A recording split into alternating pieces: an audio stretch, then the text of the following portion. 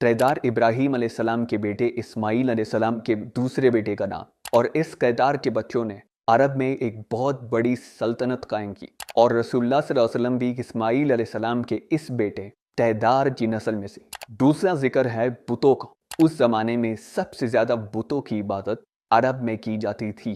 اب اس سے یہ تو کلیئر ہے کہ پیغمبر عرب میں آئے۔ پروفٹ آئزیہ نے تورات میں دوسری پروفیسی یہ کی تھی کہ سیلا کے لوگ پہاڑ پر چڑھ کر یور زور سے خوشی کے نعرے لگائے۔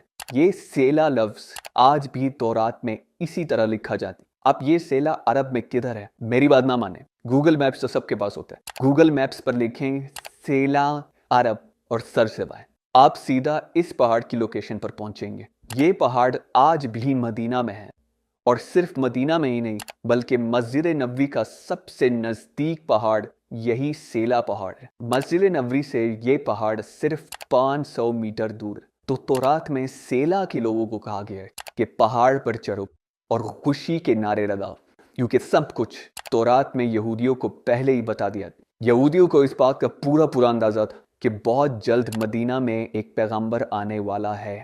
تو آہستہ آہستہ بہت سارے یہودی فلسطین سے مدینہ اور اس کے آس پاس شفٹ ہونا شروع ہوئی کہ کاش ہم اس پیغمبر سے مل سکے۔ اور ایک دفعہ تو یہودی اور رومن امپائر کی لڑائی کے بعد بہت سارے یہودی مدینہ اور اس کے گرد جمع ہونا شروع ہوئے، اور خیبر کو، جو مدینہ کے سب سے قریب سٹی سمجھی جاتی تھی، اس کو اپنا ہیڈ کوارٹر بنایا۔ مدینہ کے عرب یہودیوں کے نالج اور ان کے بزنس کرنے کے طریقے سے بہت زیادہ امپریس، جس طرح آج بھی پوری دنیا یہودیوں کے انٹیلیجنس اور بزنس کے طریقے سے بہت امپریس۔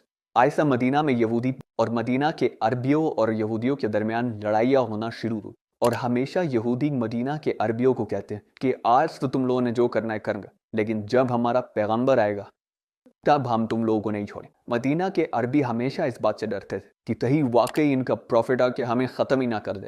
مدینہ والوں کو جنریشنز اینڈ جنریشنز تک یہ بات بتائی جا رہی تھی، جس کی وجہ سے مدینہ والوں کو یقین ہو گیا تھا کہ بہت جلد ایک پیغمبر آنے والا ہے۔ اس سب کے درمیان اچانک ایک دن مکہ سے ایک آدمی مدینہ آیا جس کا نام تھا مصعب بن عمیر، اور انہوں نے مدینہ کے لوگوں کو اسلام کی دعوت دی اور بتایا کہ مکہ میں ایک عربی پیغمبر آیا، جس کی بات کوئی بھی مکہ میں نہیں مان۔